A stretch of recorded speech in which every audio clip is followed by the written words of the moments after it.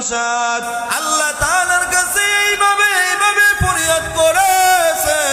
আল্লাহ তাআলা কোরআনে হাকিমের আয়াতের ভিতরে ডাক দিয়ে কয় উদউনি আস্তাজিব লাকুম, ওরে আমার গোলাম তোরা আমি আল্লাহকে ডাকবি, আমি আল্লাহ তাআলা তোদের ডাকের সাড়া দিব। জোরে বলেন সুবহানাল্লাহ। হে নওজোয়ান যুবক, তুমি আজকে আল্লাহকে ডাকতে পারো না? ও বৃদ্ধ বাবা, তুমি আল্লাহকে ডাকতে পারো না? ও পর্দারের মা গো মা, তুমি আল্লাহকে ডাকতে পারো না? যে কারণে আল্লাহ তাআলা তোমার আমার দোয়াটাকে কবুল করে না। আল্লাহওয়ালা বুজুর্গ ব্যক্তি ডাকতে কই শুনো, অতি গভীর হয় রজনী যখন, অতি গভীর হয় রজনী যখন, নীরবে প্রভুর নাম সরিয়ে তখন। বলেন সুবহানাল্লাহ। অতি গভীর হয় রজনী যখন, নীরবে প্রভুর নাম সরিয়ে তখন।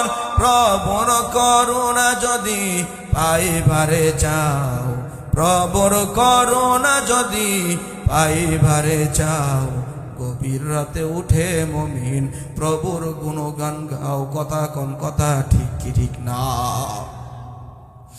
আল্লাহ তাআলার বান্দা হযরতে মুনশাদ রহমাতুল্লাহি আলাইহি আল্লাহ তাআলাকে গভীর রাত্রে চোখের পানি জর্জর করিয়া ছেড়ে ডেকেছে। হযরতে মুনশাদের দোয়া আমার মানি আল্লাহ তাআলা কবুল করেছে। হযরতে মুনশাদ ইবাদত করে কুরআন তেলাওয়াত করে আল্লাহ তাআলার জান্নাতটা হযরতে মুনশাদ কুরআনের আয়াতের ভিতরে দেখতে পায়, জান্নাতের নাজ নিয়ামত দেখতে পায়। হযরতে মুনশাদ বয়োবৃদ্ধ হয়ে গেছে। হযরতে মুনশাদ রহমাতুল্লাহি আলাইহি রোগে আক্রান্ত হয়ে গেছে।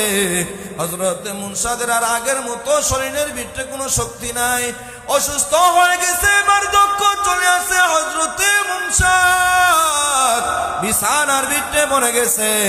হযরতে মুনশাদ রহমাতুল্লাহি আলাইহি বিছানার ভিতরে পড়ে গেছে, মৃত্যু শয্যায় শায়িত হয়ে গেছে। হযরতে মুনশাদ রহমাতুল্লাহি আলাইহি কোনো খাবার খেতে পারে না, নড়াচড়াও করতে পারে না। হযরতে মুনশাদ চোখের পানি ছেড়ে মালিককে ডাক দিছে, রে মালিক, আল্লাহ আমি তো সেজদা না দিলে আমার তো মজা লাগে না রে